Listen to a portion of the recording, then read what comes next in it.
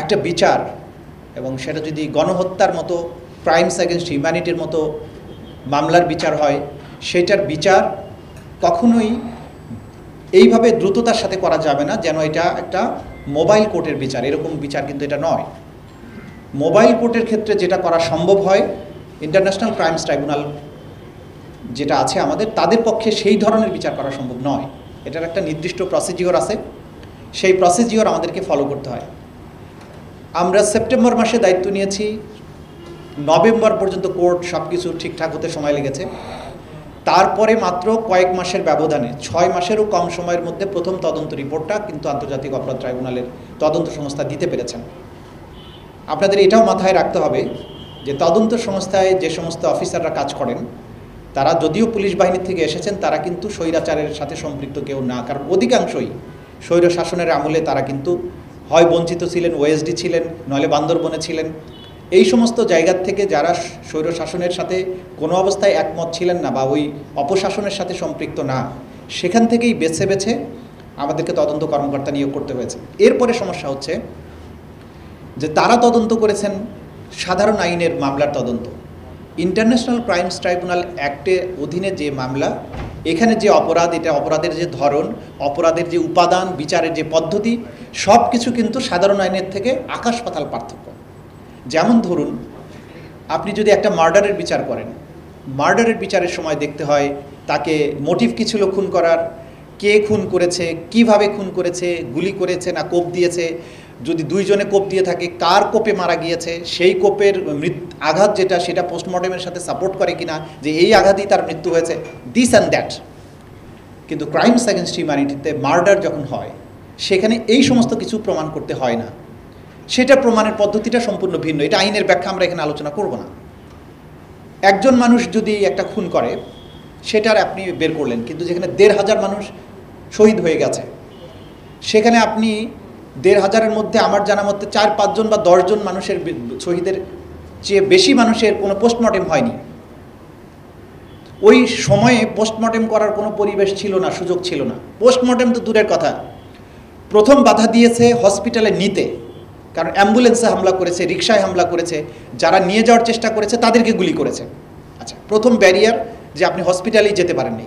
যেগুলোকে নেওয়া গেছে, হসপিটালে যাওয়ার পরে পুলিশ বাধা দিয়েছে চিকিৎসা করতে, এবং আপনারাই বলেছেন যে আমরা ওদেরকে গুলি করেছি মারার জন্য, আপনারা চিকিৎসা দিচ্ছেন কেন? আপনারা শুনেছেন তার কথা। পঙ্গু হসপিটালে যখন আমরা প্রথম, আমি দায়িত্ব নেই তার পরপরই গিয়েছি, সেখানে ভর্তি রোগী এখনও যারা আছেন তারা বলেছেন যে প্রাইম মিনিস্টার নিজে এসে বলেছে এগুলোতে ছাড়বা না, চিকিৎসাও দিবে না, যাতে অন্য কোথাও যেতে না পারে। এটার আবার ব্যাখ্যা দিয়েছিলাম, অনেকে আবার এটা ভুল ব্যাখ্যা করেছেন, নো রিলিজ নো ট্রিটমেন্ট। এটা আবার বলেছেন উনি পজিটিভ অর্থে বলেছেন, না উনি পজিটিভ অর্থে বলেননি। উনি বলেছেন চিকিৎসাও দিবা না, উনি বলেছেন এখান থেকে বাইরে যেতে দিবা না, কারণ বাইরে গেলে তো চিকিৎসা পাবে। পা পচে গেছে, গ্যাংগ্রিন হয়ে যাচ্ছে, সেই রোগীকে কোনো চিকিৎসা দেয়নি। সে বলেছে আমারে মাফ করে দেন, আমি চলে যাই, বাইরে যাই, নাহলে বাড়িতে গিয়ে মরবো, এখানে মরতে চাই না। না, বলছে না, তোমাকে যেতে দেওয়া হবে না, আমাদের সেই অর্ডার আছে, যেতে দিতে পারবো না। এরপরে শহীদ হয়ে গেছে, লাশের যখনই শহীদ হবে তখনই পোস্টমর্টেমের একটা প্রশ্ন আসে। কোনো পোস্টমর্টেম না, সোজা বাড়ি নিয়ে যাওয়া। মৃত্যুর সার্টিফিকেটের মধ্যে লিখতে বাধ্য করেছে যে মৃত্যুর কারণ করোনা হয়েছে, মৃত্যুর কারণ হার্ট অ্যাটাক হয়েছে, গুলিতে মারা গেছে, মাথা খুলি উড়ে গেছে, বুক ছিদ্র হয়ে গেছে, মৃত্যুর কারণে লেখা হয়েছে যে করোনায় মারা গেছে, হার্ট অ্যাটাকে মারা গেছে, এগুলো করেছে। তারপরে আসেন, বাসায় নিয়ে গেলেন, ও হসপিটালে লাশটা রইল কিছুক্ষণ, ফ্যামিলি মেম্বারদেরকে খবর দিয়ে আসার মতো সুযোগ তারা দেয়নি। বলেছে কেউ যদি নিয়ে যাও তো নিয়ে যাও, নাহলে আমরা এখনই অজ্ঞাত পরিচয় লাশ হিসাবে দাফন করে ফেলব। সেখানে শহীদের স্বজনেরা, তাদের সহকর্মীরা, তারা এসে চেষ্টা করেছে সেই লাশগুলো নিয়ে পরিবারবর্গের কাছে দেয়। অনেকের ক্ষেত্রে এটা সম্ভব হয়নি। এরপরে জানাজা করবে, সেটা করতে দেয়নি। 5 জন 10 জন এখনই দাফন করে দাও, রাত্রের বেলা দাফন করে দাও, বেশি লোক আসতে পারবে না। কবরস্থান, পারিবারিক কবরস্থানে দাফন করবে, সেটা করতে দেয়নি। আসাফুল ইয়ামিনের ক্ষেত্রে এটা ঘটেছে। এই যে প্রক্রিয়ার মধ্য দিয়ে তাহলে আপনি বিচার করবেন কিভাবে? তাহলে আপনার মৃত্যুর সার্টিফিকেটে লেখা আছে হার্ট অ্যাটাক, পোস্টমর্টেম হয় নাই, চিকিৎসা হয় নাই, তার মানে এগুলো বিচার হবে না।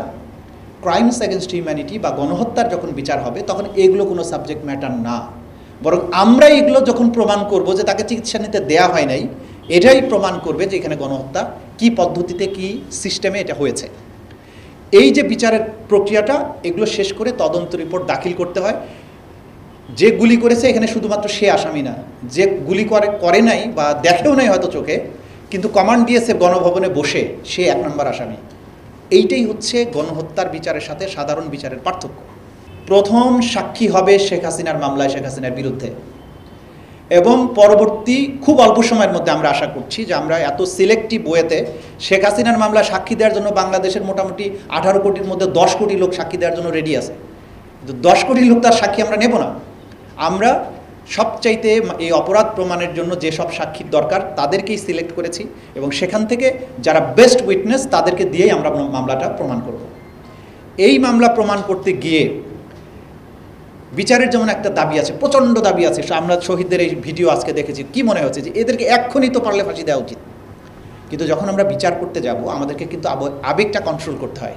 কারণ আমাকে ইন্টারন্যাশনাল যে ইয়ার্ডস্টিক আছে বিচারের, গণহত্যার বিচারের, সেটা আবার মানতে হবে। তা না হলে আমাদের দেশের জনগণের বাইরেও বিশ্বব্যাপী একটা অডিয়েন্স আছে যারা আমাদেরকে স্ক্যানার দিয়ে প্রতি মিনিটে স্ক্যান করে যে আমাদের বিচারটা সঠিক রাস্তায় আছে কিনা। আন্তর্জাতিক সম্প্রদায় আছে, জাতিসংঘ আছে, ICC আছে, বিভিন্ন আন্তর্জাতিক মানবাধিকার সংগঠন আছে, বিভিন্ন রাষ্ট্র আছে, ইউরোপীয় ইউনিয়ন আছে, আমেরিকা আছে। তারা কিন্তু এই গ্লোবাল পার্সপেক্টিভে আপনি একটা রাষ্ট্রের অভ্যন্তরে গণহত্যার বিচার যখন করবেন সেটা আবার রাইট ট্র্যাকে চলছে কিনা সেটাও আমাদেরকে বিবেচনায় রাখতে হবে। কারণ আমি তাড়াহুড়া করে একটা বিচার প্রক্রিয়া শেষ করলাম, পরবর্তী সময়ে এসে এমন কিছু প্রশ্ন তোলা হলো, পরে আপনি কিন্তু বলবেন যে তোমরা করেছো কি, এইভাবে তাড়াহুড়া করে কি বিচার করছে, এখন তো আমাদের বিচারের রায় তো থাকে না। দেখি, আমাদের দুই দিকে ব্যালেন্স করতে হয়। আমাদের শহীদদের পরিবার, শহীদদের স্বজন, ভিকটিমদের আবেগকে যেমন অ্যাড্রেস করতে হয়, তাদের বিচারের যে দাবি, যে তৃষ্ণা, সেটা যেমন অ্যাড্রেস করতে হয়, একইভাবে আইন, আন্তর্জাতিক স্ট্যান্ডার্ড, আসামির অধিকার, এগুলোকে মেনটেন করে এটা করতে হয়। সেটা করতে যে যুক্তিসঙ্গত সময় দরকার সেটা আমরা নিয়েছি, সেটা আমরা নিচ্ছি, কিন্তু তার অর্থ এই নয় যে এই বিচার বছরের পর বছর সময় লাগবে, তা না। যেভাবে বিচার প্রক্রিয়া আগাচ্ছে, টপ কমান্ডারদের বিচার, একটা বড় অংশের বিচার আগামী ডিসেম্বরের মধ্যেই সমাপ্ত হবে বলে আমরা আপনাদেরকে আশ্বাস দিতে পারি। এরপরে যেটা বাকি থাকবে, 15 বছর ধরে চলা যে গুম এবং এক্সট্রা জুডিশিয়াল কিলিং, এটা এত বিস্তৃত পরিসরে করা হয়েছে, এটার পেছনের যে কমান্ড স্ট্রাকচার, এটার যে প্যাটার্ন। কারণ একটা মানুষকে রাস্তার থেকে গুম করে ফেলা হয়েছে, তাকে নিয়ে কোথায় নিয়ে গেছে কেউ জানে না। 8 বছর, 10 বছর, 15 বছর, আজকে 16 বছর, আপনারা কিন্তু জানেন না যারা গুমের শিকার হয়েছে, তারা যারা ফিরে আসেনি, তারা কোথায় আছে, তারা জীবিত না মৃত, মৃত হয়ে থাকলে কবে মারা গেছে, কোথায় কবর হয়েছে, কোনো কিছু কিন্তু আমরা জানি না। এই যে গোপন বন্দিশালায় আটক, গোপন বন্দিশালার থেকে মানুষকে ধরে নিয়ে গিয়ে হত্যা করে লাশ কখনো নদীতে, কখনো সাগরে, কখনো জঙ্গলে এই যে ফেলে দেয়া, এই বিচার করার যে দায়িত্ব জাতির কাঁধে আছে। কারণ যে আতঙ্কের পরিবেশ তৈরি করা হয়েছিল, রাস্তা দিয়ে হাঁটতে আপনি আমি সবাই আতঙ্কিত ছিলাম, কখন পেছন থেকে এসে সাদা পোশাকধারী মানুষ কখন মাইক্রোবাসে তুলে আপনাকে নিয়ে যায়। এই বিচার যদি আপনি না করতে পারেন, এই রাষ্ট্র যদি করতে না পারে, তাহলে মাথায় রাখতে হবে আগামী যে সরকারই আসুক আবার একই ভয়ের সংস্কৃতি কিন্তু ফিরে আসার আশঙ্কা আছে। সুতরাং সেই বিচার আমাদের করতে হবে সঠিক তদন্তের মাধ্যমে, এবং যারা এটাকে কালচারে পরিণত করেছিল, যারা গুম এবং গুম করার পরে তাদেরকে মেরে তাদের লাশ ডিসপোজাল করে দেওয়ার যে কালচারে পরিণত করেছিল, সেটা আমাদেরকে বন্ধ করতে হবে যে কোনো মূল্যে। আমরা আমাদের সন্তানদের ভবিষ্যতে আবার কখনো গুম হয়ে যাওয়া, বুড়িগঙ্গায় তার লাশ গুলি করে সিমেন্টের বস্তার সাথে বেঁধে ডুবিয়ে দেওয়াটা এই জাতি আর অ্যাফোর্ড করতে পারবে না। আমরা এটা হতে দিতে পারি না। সুতরাং এই বিচার আমাদেরকে করে যেতে হবে, কিন্তু এই বিচারের জন্য কিন্তু গণহত্যার বিচারের চেয়ে একটু বেশি সময় লাগবে। কারণ এটার তদন্তের প্রক্রিয়াটা জটিল, এটার এভিডেন্স কালেকশনটা জটিল, এবং এইটাকে স্ট্যাবলিশ করার জন্য আন্তর্জাতিক যে স্ট্যান্ডার্ড আছে সেটা ফলো করে করাটা খানিকটা কষ্টসাধ্য, খানিকটা না খুবই কষ্টসাধ্য। কিন্তু আমরা কনফিডেন্ট, আমরা রাইট ট্র্যাকে আছি, আমরা পুরো এই স্ট্রাকচারকে আবিষ্কার করেছি, কারা এর সাথে ছিল সেটা জেনেছি, কারা মূল হোতা ছিল, কে স্বপ্নদ্রষ্টা ছিল, কে এক্সিকিউশনে ছিল, সবই আমরা পেয়েছি। এক এক করে সেগুলোর বিচার আমরা করে যাব, কিন্তু যতটুকু সময় দরকার পরবর্তীতে যারাই সরকারে আসবেন নির্বাচিত হয়ে, তাদের প্রতি আপনাদের একটা অঙ্গীকার তাদের কাছ থেকে নেওয়া উচিত হবে যে এই বিচার কোনো অবস্থায় যেন বন্ধ না হয় যতক্ষণ পর্যন্ত এটা শেষ না হবে। এটা খুবই ইম্পর্ট্যান্ট এই জাতির জন্য। এই সরকারের পক্ষ থেকে হ্যাঁ অনেক সমালোচনা অনেকেই করেছেন, করাটা স্বাভাবিক, আবেগ আছে আপনাদের, কিন্তু আইন মন্ত্রণালয়ের ব্যাপারে যতটুকু আমার কাজের সাথে সম্পৃক্ত আমি জানি যে যখন আমি বলেছি যে এইখানে ট্রাইব্যুনাল বিল্ডিংটা সংস্কার করতে হবে, পরদিন সকালবেলায় 30 জন 40 জন ইঞ্জিনিয়ার সহ, চিফ ইঞ্জিনিয়ার সহ, সচিবরা সহ গিয়ে হাজির হয়েছেন। 2 জন উপদেষ্টা সকাল 8টার আগে গিয়ে হাজির হতেন, নিজেরা তদারকি করেছেন বিল্ডিংয়ের কাজ সমাপ্ত হচ্ছে কিনা, এবং যতক্ষণ সমাপ্ত না হয়েছে কিন্তু প্রতি সপ্তাহে 2 বার করে ওনারা গিয়েছেন। যখন আমি বলেছি আমার প্রসিকিউটর দরকার, অমুককে আমি চাই, বলেছে যদি আপনি মনে করেন যে আপনার এই কাজের জন্য অমুককে দরকার, 1 মিনিট দেরি করেন নাই উনি, বসে থেকে আমি গেজেট করিয়ে নিয়ে গিয়েছি। তদন্ত কর্মকর্তা নিয়োগ করতে হবে, কাকে কাকে দরকার, কোন কোন লোক আমরা আমাদের জানা মতে ভালো তাদেরকে দরকার, উনি কিন্তু পরবর্তী দিন আসতে বলেননি, উনি ওখানে বসে সমাধান করেছেন। সুতরাং বিচারের ব্যাপারে আইন মন্ত্রণালয়ের যে সহযোগিতা, আইন উপদেষ্টার যে সহযোগিতা, এবং ট্রাইব্যুনালে আমরা যে কয়েকজন মানুষ আছি, অন্তত আল্লাহ তাআলার কাছে আমরা এই ব্যাপারে জবাবদিহি করতে ভীত নই যে আমরা কোনো একজন মানুষ এই প্রক্রিয়ায় কোয়ালিটি মেনটেন করার ক্ষেত্রে এবং বিচারের উদ্দেশ্য সফল করার ব্যাপারে আমরা এক বিন্দু আপোষ করিনি। ইনশাআল্লাহ আমি আগের দিনও বলেছি যে আমরা আল্লাহ তাআলা যদি তৌফিক দেয়, পৃথিবীর কোনো সম্পদের বিনিময়ে আমাদের প্রসিকিউশনকে, আমাদের এই বিচার ব্যবস্থাকে কেনার ক্ষমতা কারো হবে না ইনশাআল্লাহ। আমাদেরকে প্রভাবিত করে, আমাদেরকে টাকা দিয়ে, আমাদেরকে প্রলোভন দেখিয়ে অথবা ভয় দেখিয়ে বিচার কার্য থেকে বিরতও রাখা যাবে না, বিচার কার্যে কোনো আপোষ করারও সুযোগ কাউকে আমরা ইনশাআল্লাহ দেব না। বিচার পূর্ণ শক্তিতে চলছে। দৃশ্যমান হওয়ার ব্যাপারে যারা বুঝতে পারেন না তারা অনুগ্রহ করে চোখ রাখবেন, আদালতে যাদের আসা সম্ভব হবে তারা আসবেন। বিচার প্রক্রিয়া নির্দিষ্ট গতিতেই চলছে, স্ট্যান্ডার্ড মেনটেন করে আমরা করছি, এবং এটা সমাপ্ত অবশ্যই আমরা নির্ধারিত সময়ের মধ্যে করব ইনশাআল্লাহ। আর শহীদ পরিবারের সদস্যদের প্রতি আমাদের শ্রদ্ধা, ভালোবাসা এবং আবেগ, কারণ তারাই বাংলাদেশটাকে একটা নতুন জন্ম দিয়েছেন। কিন্তু মাথায় রাখবেন যে এই সরকার কতটা সীমাবদ্ধতার মধ্যে দায়িত্ব পালন করে। আমরা চাইলেও, যেমন শহীদ ইয়ামিনের বাবা বলেছেন যে পুলিশকে দিয়ে তদন্ত করছেন, মুগ্ধের বাবা বলেছেন, কিন্তু দেখেন তদন্ত করার এক্সপার্টিস কার বাংলাদেশে? আমি কি চাইলে আমি তদন্তকারী কর্মকর্তা হতে পারবো? আপনাকে দিলে আপনি পারবেন? এই যে তদন্তের বিষয়টা, এটা ঠিক যে পুলিশ, অধিকাংশ হত্যাকাণ্ড পুলিশ দ্বারা হয়েছে, কিন্তু আজকে তো বাংলাদেশে আপনি পুলিশকে নাই করে দিতে পারবেন? পারা তো যাবে না। পুলিশের ব্যক্তিগুলো হয়তো যারা এগুলোর সাথে সম্পৃক্ত ছিল তাদেরকে আপনি বাদ দিবেন, কিন্তু পুলিশের মধ্যে তো ভালো মানুষ কিছু হলেও আছে, এবং নাহলে এই রাষ্ট্রটা আজকে ফাংশন করছে কিভাবে?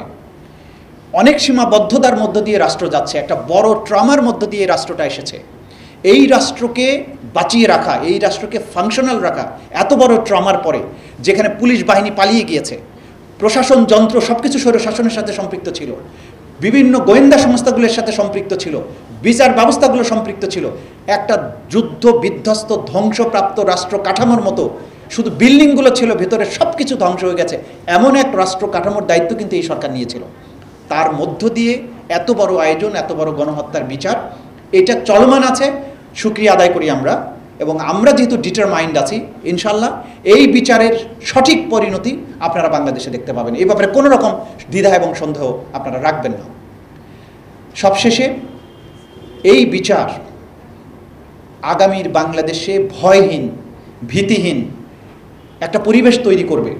কোনো স্বৈর শাসক, কোনো দুর্বৃত্ত মানুষকে, জনগণকে এইভাবে হত্যা করার দুঃসাহস দেখাবে না, কাউকে গুম করার দুঃসাহস দেখাবে না, আবার ক্ষমতায় টিকে থাকার জন্য এরকম গোয়েন্দা বাহিনী তৈরি করবে না যারা মানুষকে অপহরণ করে গায়েব করে দেবে।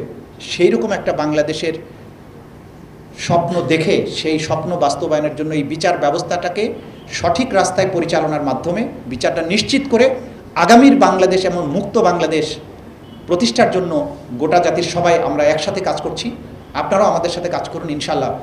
শহীদদের যে স্বপ্ন, সেই স্বপ্নে দেখা বাংলাদেশ অচিরেই আমরা দেখতে পাবো। আপনাদের সবাইকে ধন্যবাদ। আসসালামু আলাইকুম।